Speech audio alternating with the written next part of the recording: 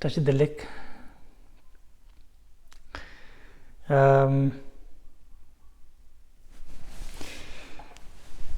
We are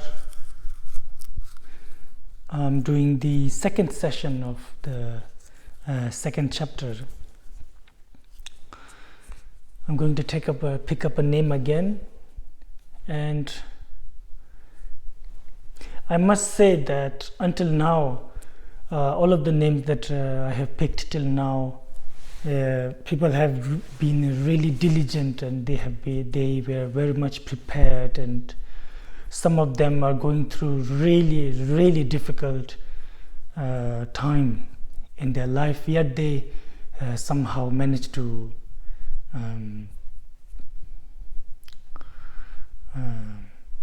make time and effort rather than making excuses, something I would do. So I must say it is quite inspiring to see that. And maybe it's because of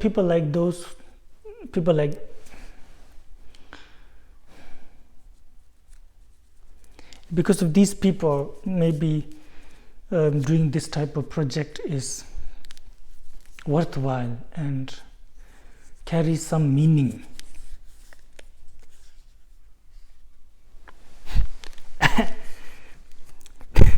The next name is Tony Chandler. Tony Chandler. That's a funny name. Tony Chandler. Yeah, so Mr. Chandler, we will find time to have a private interview, and yeah.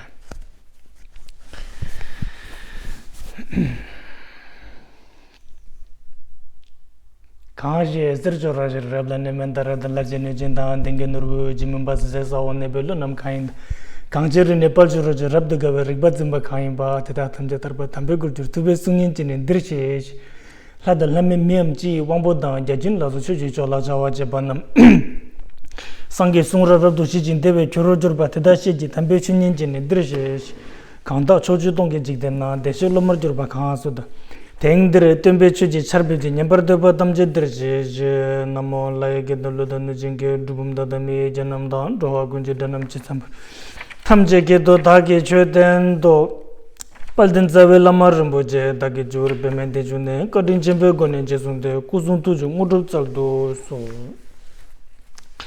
탑게 투제 샤제르도 드론지 dimmi 투제 본좀바 스르지 lumbo tabur지 베고 샤제 자베 샤블라 차자로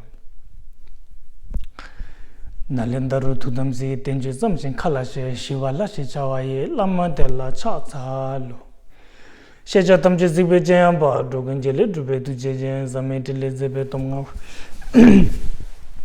jamgal lame jabla go janza so ande salama kensewa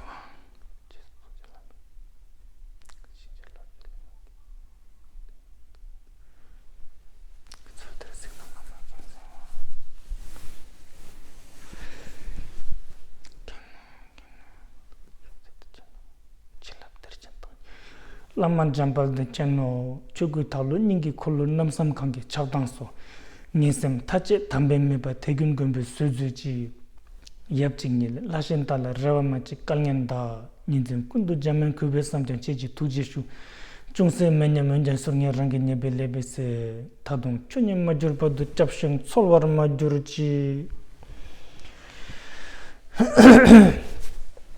hong ujin yujin nubjang tsam Pema kezara dombola yanzen joge ngodomne pema jungne jesu da kordu khandro mambo gur cheji jesu tadu jinji labji jesu so gur pema sidi hon ujin yujin nobjangsan pema kezara dombola yanzen joge ngodomne pema jungne jesu da kordu khandro mambo gur cheji jesu tadu ji 신지 럽저식 수술 그룹 빼마스데 후 우진 유진 럽장선 빼마게서 동볼 양진 초게 모dom네 뺨마종네 저도 코르도 컨도 망베 치지 지소 다도 신질랍지 제조절 고르 뺨마스데 고솜람마 소접도지 달라 축도문지 모접살도소 우지rum버젤라소 아담 칼진 파르진 미중지 tun진 삼발도 번도 초도 투문지 모접살도소 사지 베주 주지 메토도 리잡링진 예데 gemba 상계 중도 미디버와의 두근 남자 중도 저버쇼 셈진 남지 삼바나 로이 차도 지다 세중 투문 택바이 추지 콜로 거도 so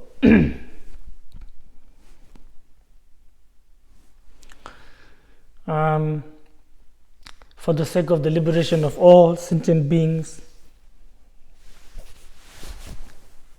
I request you to listen to these teachings and practice accordingly.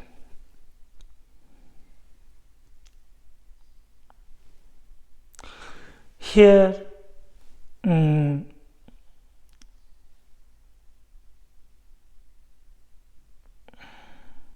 we are trying to study one of the greatest Indian classic, Bodhisattvacharyavatara, ways of Bodhisattva, or the way of the Bodhisattva.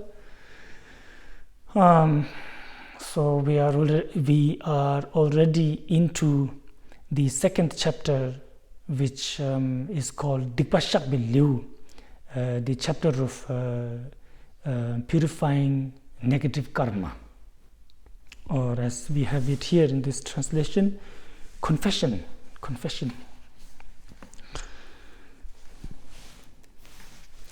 So in this chapter, the chapter begins with making offering.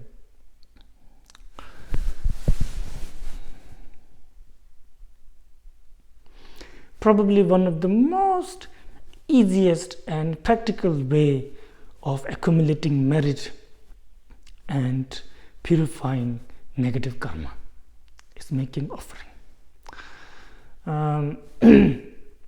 In the sutras, Buddha say, those who make offering to a Buddha, of course, they accumulate immense merit. But even if in future time, when the Buddha is not in front of the practitioners, the practitioner can make offering, vast offering, to an image of a Buddha, says Shakyamuni, and the practitioner will have equal amount of merit. Even if a practitioner is so far away or so poor that the practitioner do not even have an image of a Buddha, a statue of a Buddha, then the practitioner can just visualize, says Shakyamuni, just visualize or remember the Buddha, how the Buddha must have looked. People did see something. How the Buddha must have sounded. People did hear something. So like this, visualizing the Shakyamuni Buddha and making immense offering, anything they can offer will have similar results, says Buddha. Even if, Buddha is not there, there is also no image of Buddha. Not only that, there is also nothing to offer. The practitioner is completely without any resource. Even then, Shakyamuni says,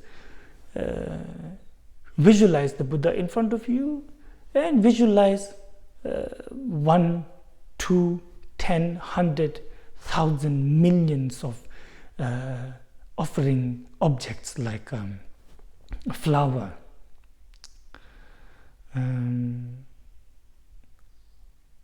offering objects like something to eat, food, incense, so on and so forth. And Shakyamuni says the practitioner will have similar merit as having made offering to the Buddha in person. Of course, the practitioner must believe it though, which of course is always there.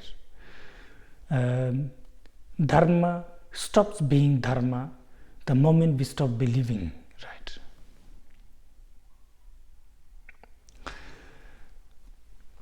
Something that someone like me really need, what we are going to discuss now.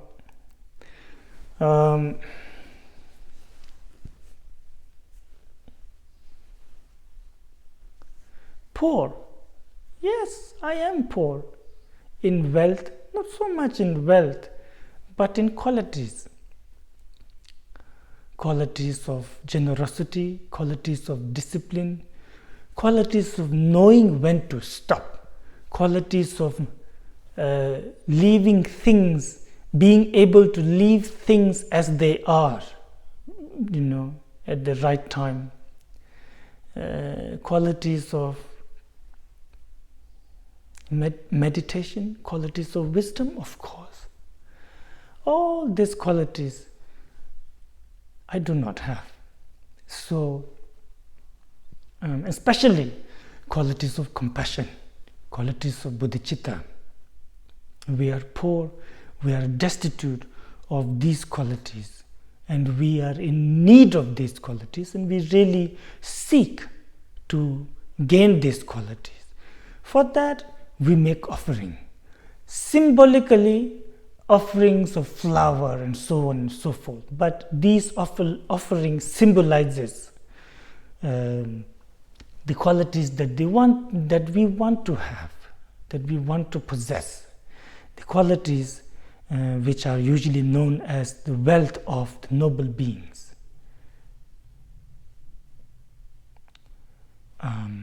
Hearing the Dharma, having devotion to the Dharma, practicing the Dharma, having renunciation, having compassion, having devotion, all these are the qualities that we need. So then we make offerings of flower and incense and so on and so forth, which of course we can just take it as it is. It is a flower I offer to the Buddha. It's something wonderful, in which we can.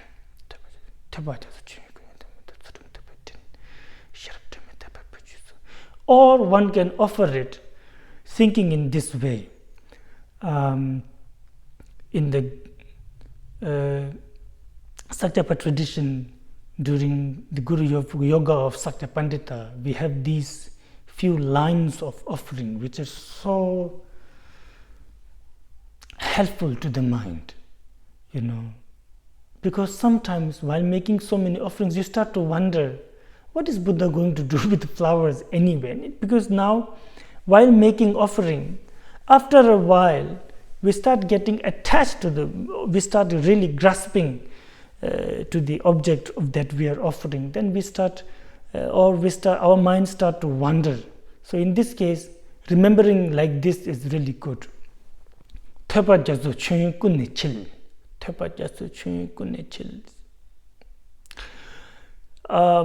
All of the offerings in general, all piled up like a huge sort of vast ocean. This symbolizes the qualities of hearing of all the Buddhas and Bodhisattvas, hearing how much Dharma they have heard and how much Dharma I have heard. It symbolizes my own hearing too. And all of the qualities of hearing of Buddhas and Bodhisattvas and myself are sort of presented as ocean of offerings. And one by one, for example, my qualities or the qualities of Buddhas and Bodhisattvas and all sentient beings, qualities of compassion, qualities of tolerance, or these are represented as flowers, different flowers, big, small, yellow, white, red, blue, whatever qualities beings have, these are all represented as flowers.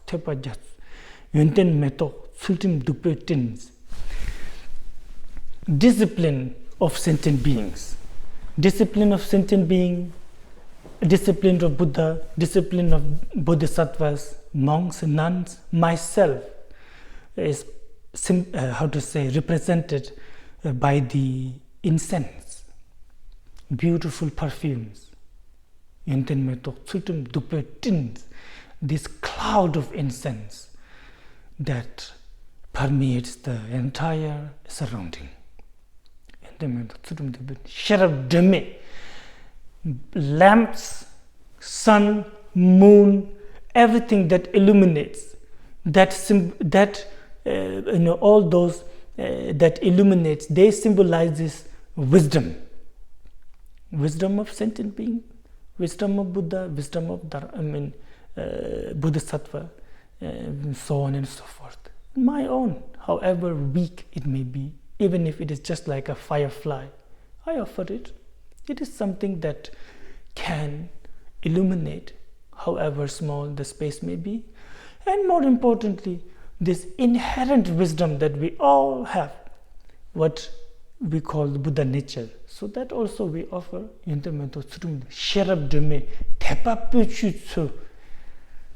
Devotion.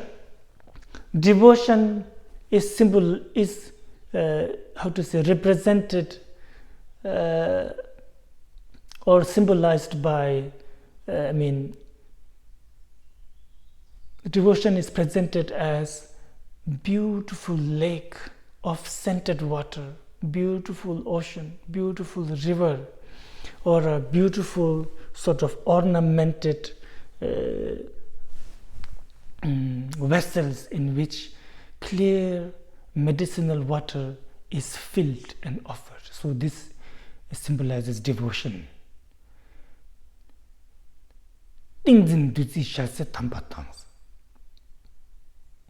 All the nectar like food that I offer, of course through imagination, or actually sort of picking something up and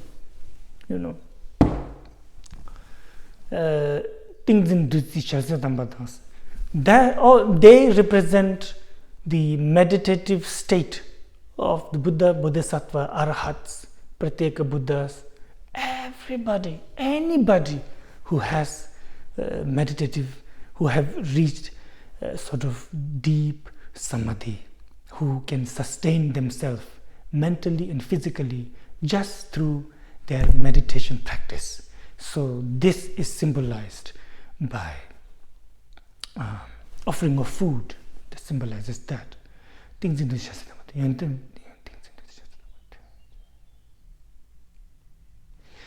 And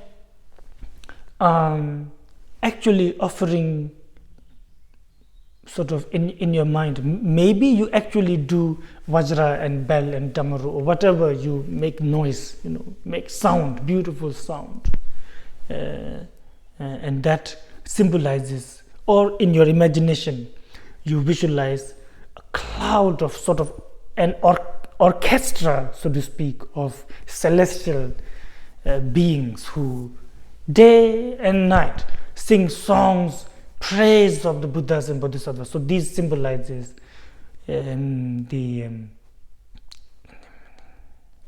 basically making offering of speech, that your speech is never an idle speech, that whatever we speak becomes an offering.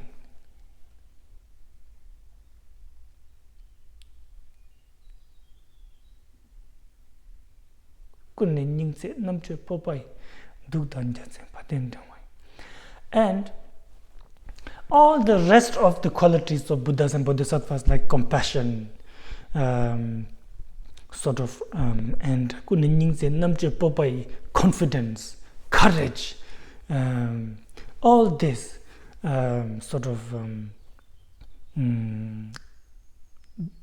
these are symbolizes as parasols, victory banners, and so on and so forth. So like this.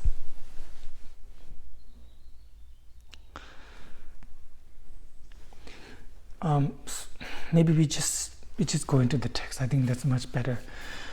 So the next stanza is we are starting from stanza number 10.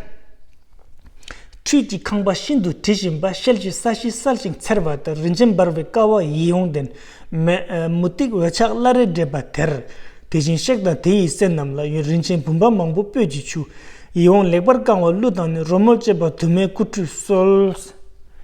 So, as is the tradition of India, usually, and you see this even these days, when they invite some people, especially honored guests, they wash their hands and feet, before sort of offering them anything else. So similarly here too, we offer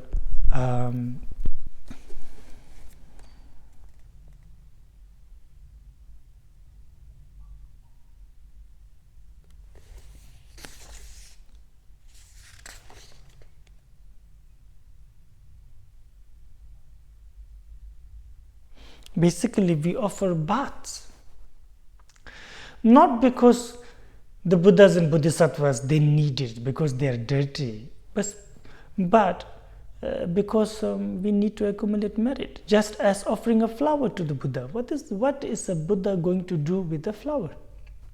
But it is something beautiful, something that we sort of grasp onto, and as a sort of symbol of giving up grasping to that object, we offer it. So similarly here, this is usually taught as a meditation actually, and we are really advised to meditate like this. While reciting this, we are advised to visualize, go through the visualization. A bathing chamber excellently fragrant, with even floors of crystal radiant and clear, and graceful pillars shimmering with gems, all hung about with gleaming canopies of pearls. There the blissful Buddhas and their heirs I will bathe with many a precious vase, abrim with water fragrant and delightful, all to frequent strains of melody and song. So we are advised to visualize this huge sort of wonderful bathing houses somewhere sort of in front of us, in the space in front of us. Maybe one, maybe 10, maybe hundreds of them, or easier maybe just one, but a huge one, so that we can sort of bathe all the Buddhas and Bodhisattvas together. So it's quite easy. A bathing chamber with a sort of floor made of marble and clean, radiant, and scented, and as if you read the Kimbo Kumpal's commentary, he says, especially in the main area of bathing, almost like a pool, there are 4 sort of pillars made of precious stones and gems, studded with precious stones and gems on each side. And the pool itself is as sort of deep as until our waist, where of course obviously this is intended for the Buddhas and Bodhisattvas to take bath in. And above is also sort of there is this beautiful roof, all shimmering, gleaming with precious stones and metals. There we invite all the Buddhas and Bodhisattvas. Now, especially for making offering to one's teacher, one's guru, is always encouraged. Whether it is Pratimoksha, whether it is Bodhisattva path, or whether it is the Vajrayana. In Vajrayana we have something like Chopa Tamje Pangnini Lama Chopa Chaushis. It says by giving up all sort of offering, the practitioner one-pointedly does one thing and only this one thing, making offering to one's guru, for example. Yeah, so we have something like that. So this is kind of similar here too. So our guru here is Shantideva, Buddha Shakyamuni, Manjushri, Chenrezig. So whoever, Tara, so we invited them, and each one sort of in their own respective sort of seat, where now we will visualize maybe ourselves, hundreds and thousands of me making the offering and sort of pouring the scented celestial water above them as to wash them, or we visualize beautiful young sort of gods and goddesses to do that for us, in our visualization. So this is a whole visualization process.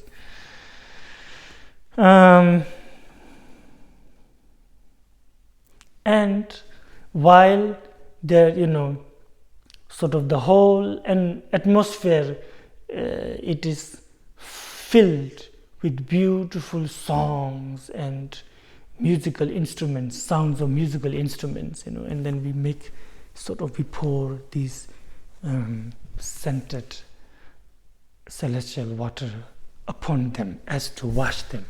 And while we do so, we visualize that all the negative karma of oneself, all sentient beings, especially our loved ones and those with whom we have had contact, will be sort of removed,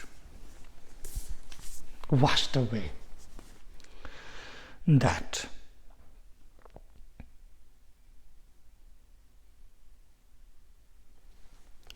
Here,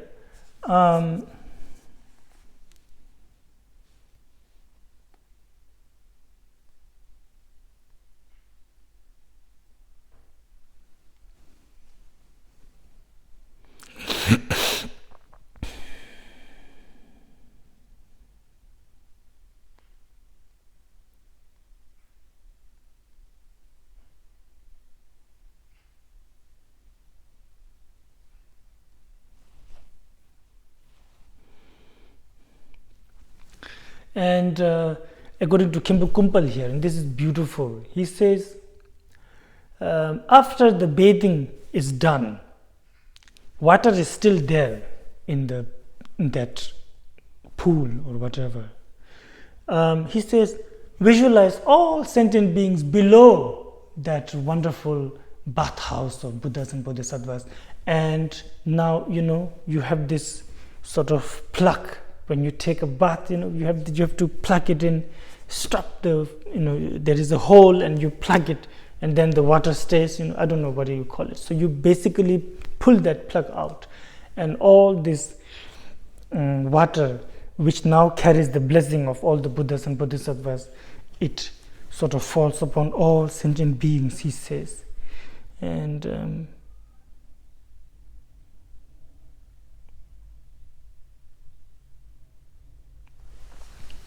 And it touches all beings, oneself and everyone, and all obscurations are removed, especially all obscurations that are to come from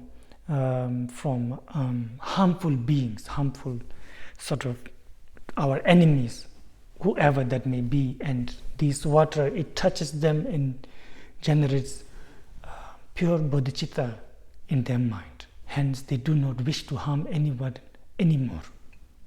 Like that. So,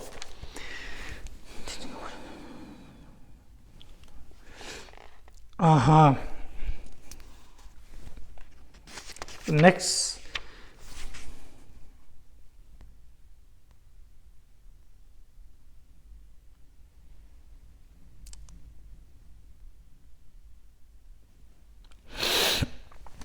Teda kula tsungpa mebe kö zangla tirab gobe kuchi ho. Next two lines say, with cloths of unexampled quality, with spotless perfumed towels, I dried them. Towels. Yeah, I mean, it is kind of a towel, yeah. So, the first two lines of stanza 12 is as understood, then, of course, now this is a whole visualization, so you have to sort of see it through now, yeah. So, what did you do? You bathed the Buddhas and Bodhisattvas, and then you accepted this not really dirty water, this blessed water upon yourself and all sentient beings. Now with your visualization, you offer, you start sort of drying the wonderful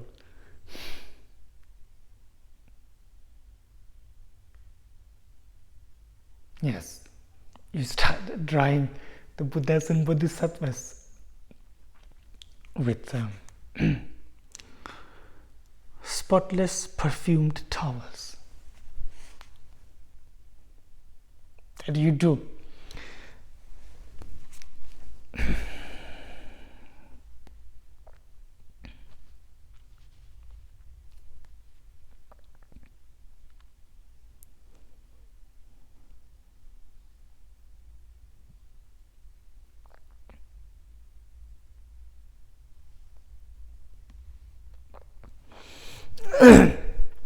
Khenpo Kumpal says, after having dried all the Buddhas and Bodhisattvas, these wonderful pieces of cloth, they turn into a red light, and it sort of spreads to all sentient beings and oneself as the blessings of all the Buddhas and Bodhisattvas.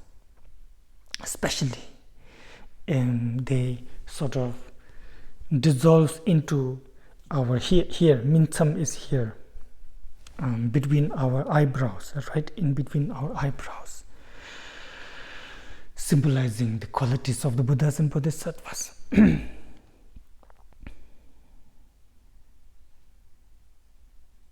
Now, after that, what do you do? Obviously, tene tela khato legjurbe nasa shindu tishim thamba bul Kursang sabla jamba natso da gencho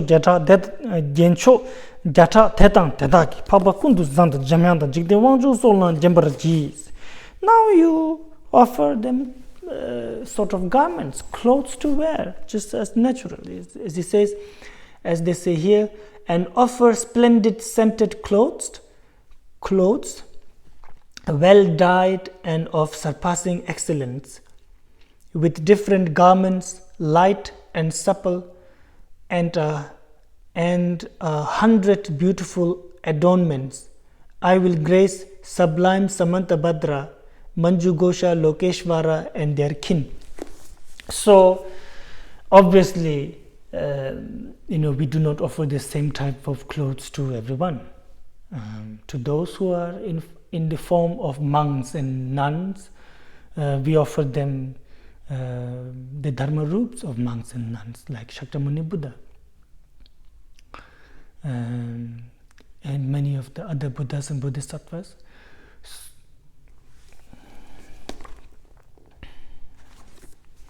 Whatever color that is allowed in the tradition of that Buddha, we offer. Usually it is for the Buddha, it is usually maroon color, kurgum kitok. It's like maroonish, and that is what Buddha Shakyamuni sort of wore when he was alive. So this is something what we offer, but made of the best quality of this that we can ever imagine. And of course, then there are those like Chandrazik, Manjushri, Aryatara, who are not in the form of monastics, who are lay practitioners, and who very well may have sort of earrings, beautiful necklaces, and sort of rings and bracelets and so on and so forth. So however much we can imagine making offering, we do.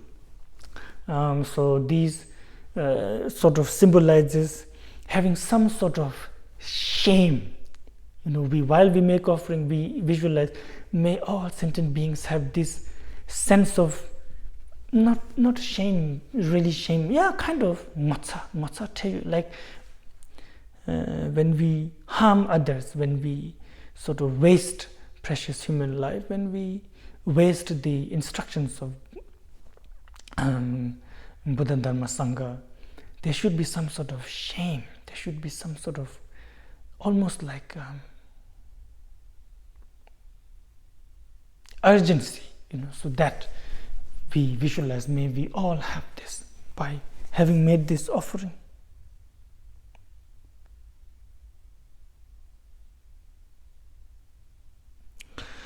And of course, making offerings of these ornaments, we aspire to gain the sort of the ornaments of the Buddha. Yes, these are so difficult, but still it's wonderful. It's a wonderful visualization.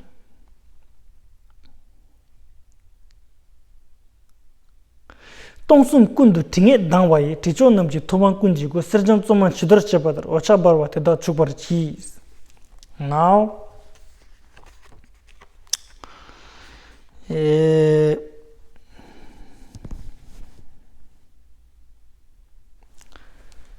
we offer ointments, right? Ointments, I think that's what it's called, like almost like creams that we use these days, butter. Anyway, so usually to protect the skin from the sun and so on, right? Winter. So similarly, of course, the Buddhas and Bodhisattvas don't need it, but we offer it. He says on stanza number 14, and with the sumptuous fragrance which pervades 1,000 million worlds, I will anoint the bodies of these mighty sages, gleaming bright like burnished gold, refined and cleansed. So, well, it's quite explanatory. We, after having offered the robes and so on, now we start sort of putting medicinal ointments on the bodies of the Buddhas and Bodhisattvas. And we start sort of massaging them, so much so that their whole body starts gleaming like a refined gold, he says. Completely clean. That's not bad. Yes.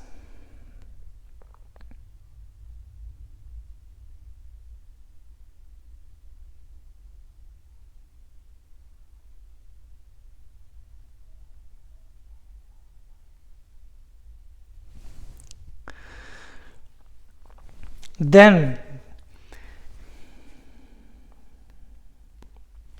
the next stanza, Tuban chone chola yong we meto mandara da padma da utpala su tijim tamje da tema pele yong namji chu. Now we make offerings to the Buddhas and Bodhisattvas of flowers, I believe. Stanza number 15. I place before the mighty sages perfect objects of my worship, glorious flowers like lotus and mandarava, the utpala and other fragrant blossoms, worked and twined in lovely scented garlands. Well, it's quite easy, but it's more like to the Buddha himself, Shakyamuni Buddha, or any other Bodhisattva and Buddha who appear as monastics, monk or nun. We don't necessarily put it on their head or on their hand.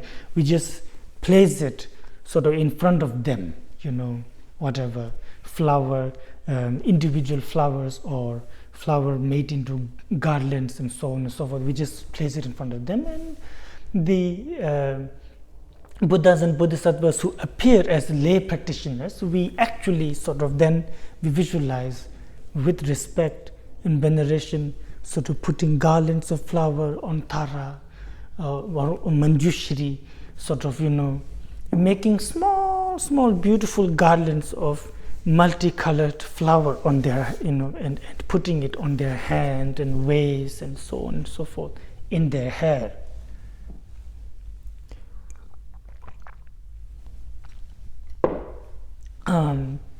Around their ankles, so like that.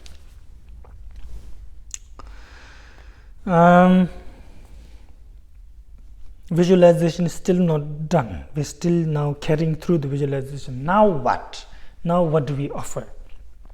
He says, Pecho yito tinge chapai dugbe tinso namjang tella bul. Then the next two lines of stanza 16.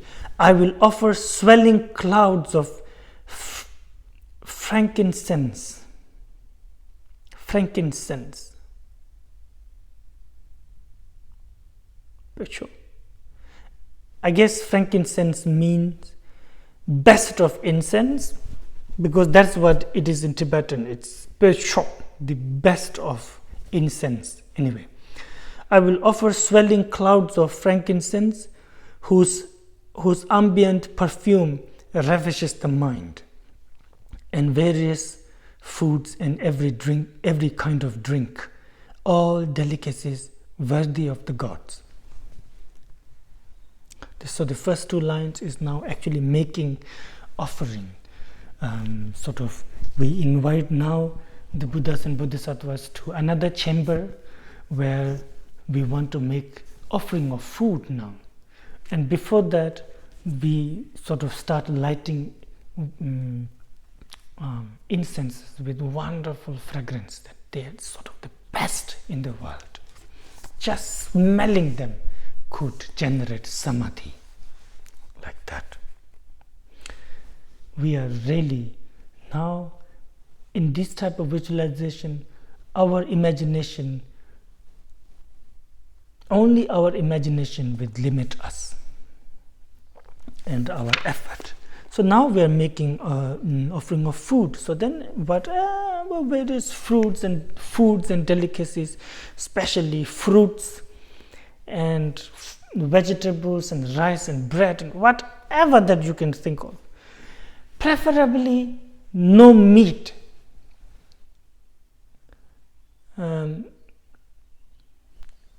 Just how it is. Preferably no meat. As Paltu Rinpoche says, making offering of meat is almost like slaughtering a child and offering it to the mother. He says it just cannot work. So, just because some of our teachers says, yes, you can eat meat and still be a Buddhist. This is what he says. But he never says that you are a good Buddhist. No, you're just a Buddhist.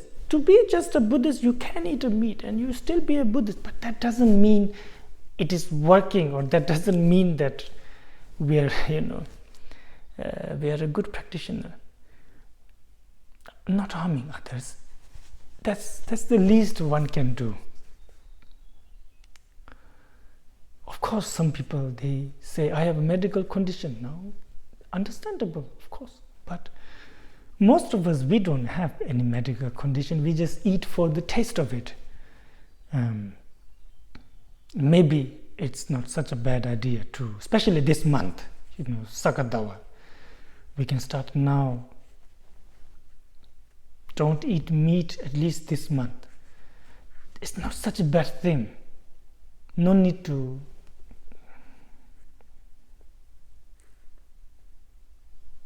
It's not such a bad thing. Yes. Especially Buddha said in the Lankavatara Sutra, he said, Bodhisattvas who eat meat, they will lose their compassion. Also, they will hinder their activity of benefiting other sentient beings. So much so that he said, sometimes animals and other sentient beings, they can smell a meat eater when they arrive. They can smell it, and even the smell of it will frighten them. So on and so forth. Maybe it's not such a bad idea if you could or limited. I saw some people who says, I eat meat only during Sunday. I thought that was really good. So the rest of the days, even if they're like sort of going to barbecue, they won't eat meat because it's not Sunday. I thought that was not so bad. This way we try to regulate ourselves. Some sort of conviction has to be there. No? We say we are practicing Buddha Dharma. Some sort of conviction has to be there. Yeah. Anyway, who listens these days? Yeah. Where is it now? So we make this offering and so on and so forth. Of food, now stanza 17. Where is stanza 17? Serji pema tsardu ngarwai, rinchen domen namjang bulwarchi, sashi tarwa pyoch chukpa tar, meto yung silma drambarchi.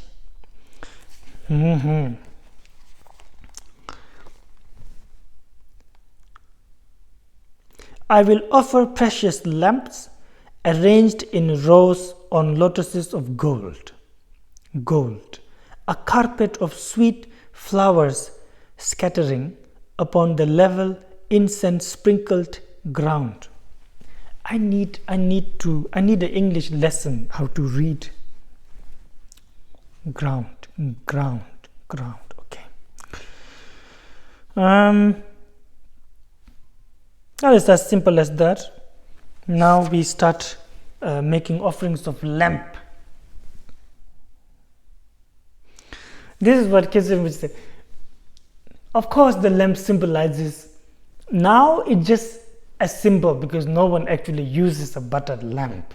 But he said, imagine in those days when all you have during the night time is fire. You have to light something to have light, to have illumination.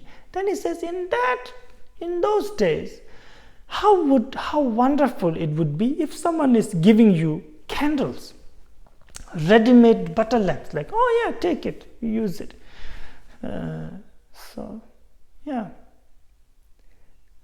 Of course, we forget the worth of it because we have abundance.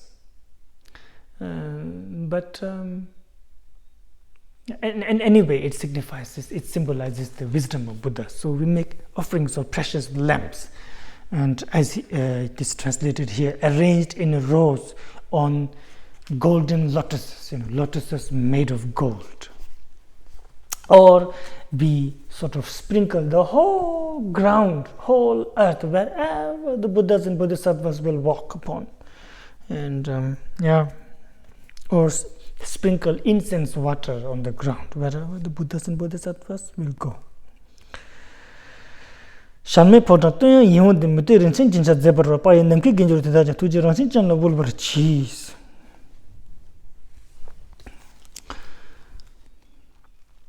Stanza number 18. To those whose very nature is compassion, I will give vast palaces resounding with fair praise, all decked with precious pearls and what is bourgeois?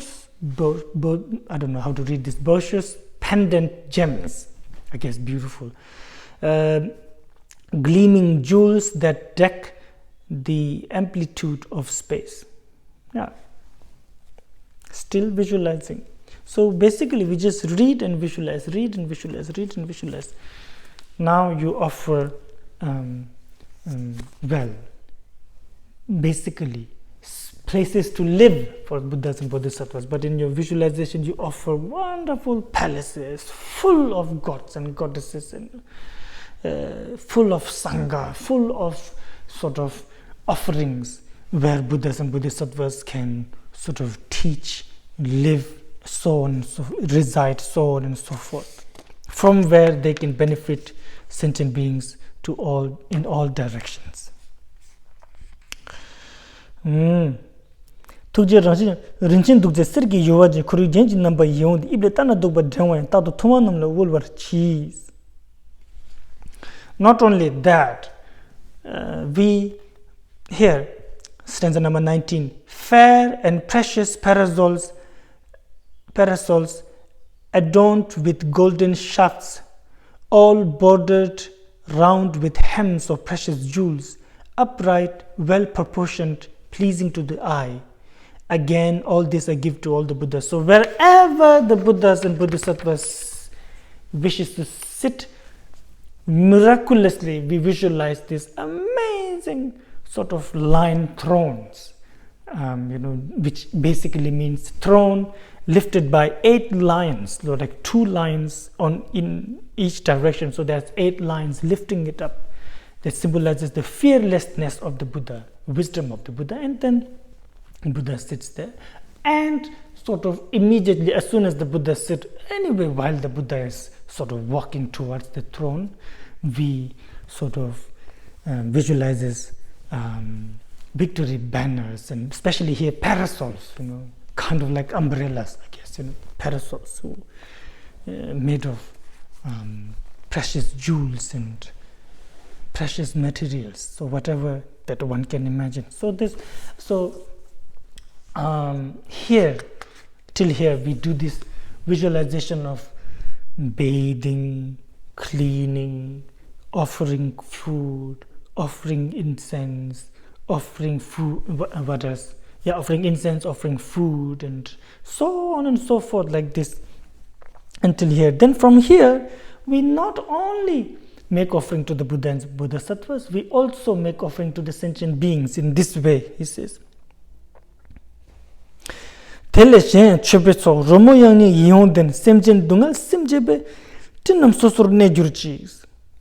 only that, not only in my visualization, but all over the world, wherever sentient beings are.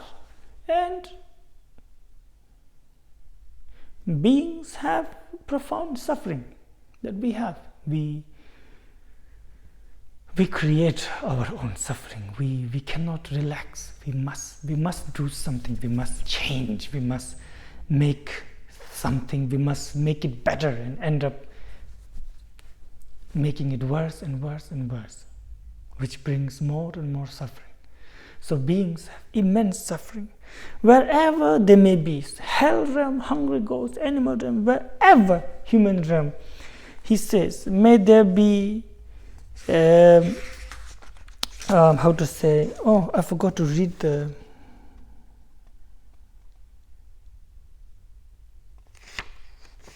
stanza. May there be a cloud of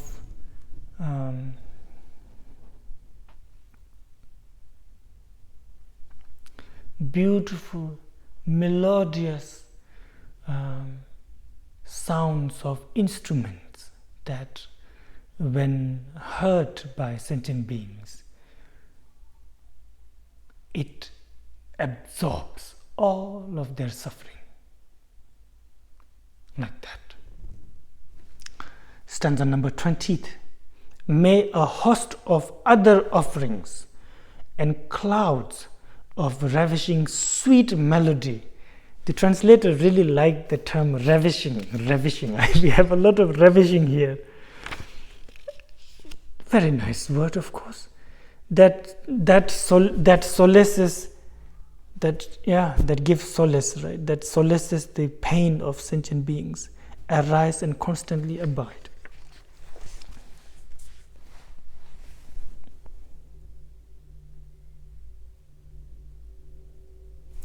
Tamche koncho tamche dan choden namdan kusudla rinche meto laso char jumichebar babrashos.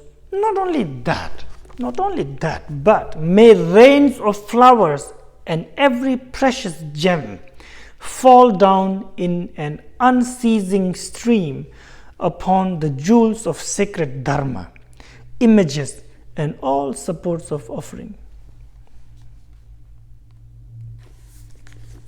Like that. Tamche kunjo tamche.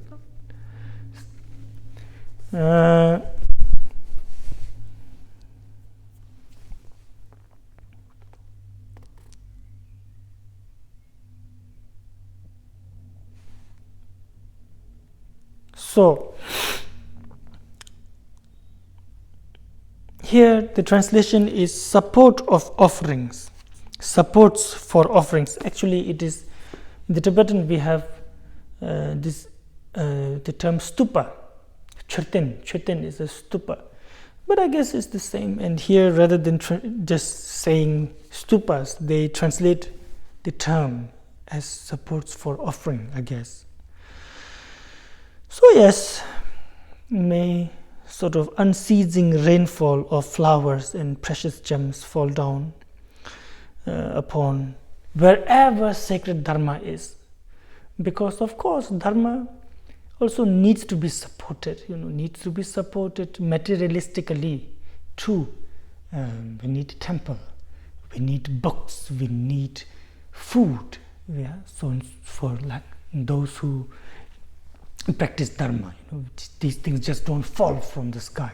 So like that. But here we just visualize that they fall from the sky. That through our aspiration, may such things happen. While aspiring, may in this life, next life, in all my lives, may I be able to support Buddha Dharma, may I be able to support the practitioners, sort of financially too, materialistically too, through, like this. I don't know until when should I just keep going. Wait.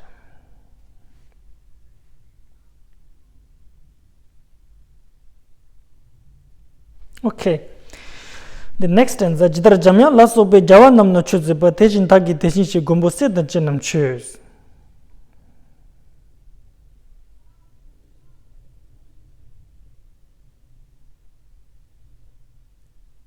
So, just as stanza number 22, just as Manju Gosha and the like made offering to all the conquerors, I do likewise to all the Buddhas, our protectors, and to all their Bodhisattva children. So, of course, we are very much limited with our sort of conceptual mind. So, our offering can only go so far. So now what we do is that we aspire to make inconceivable offerings like Manjushri, like Samantabhadra, like Avalokiteshvara, Tara, these Vajrapani, so like them. Just as they make offering, may I also make offering to the Buddhas and Bodhisattvas. And to the sentient beings. Next one is here. These are quite easy actually.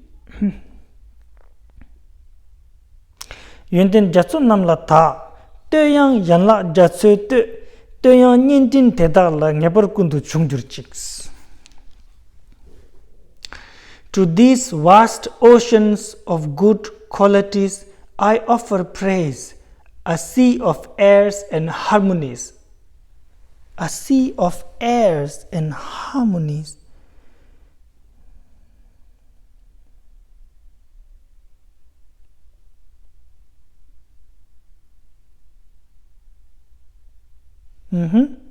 A sea of airs and harmonies.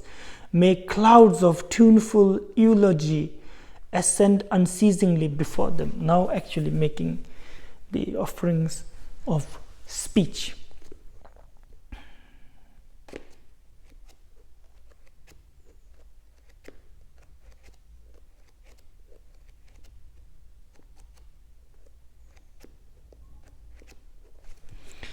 To those who have oceans of qualities, I offer oceans of praises.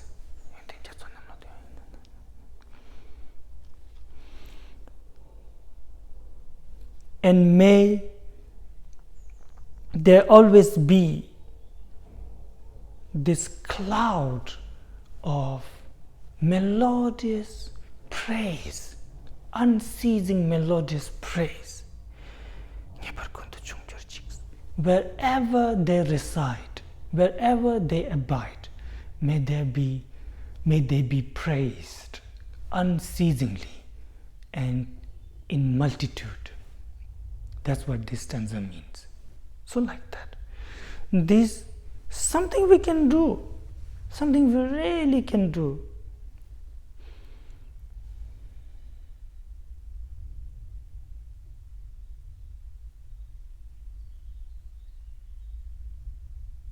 How about we do something here?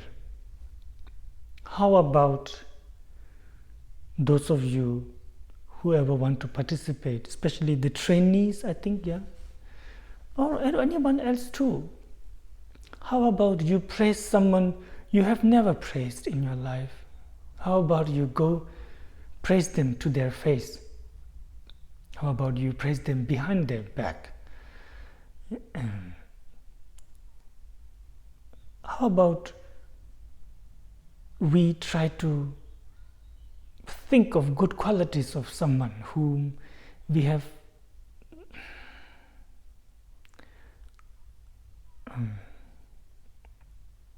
not seen in such good lights before.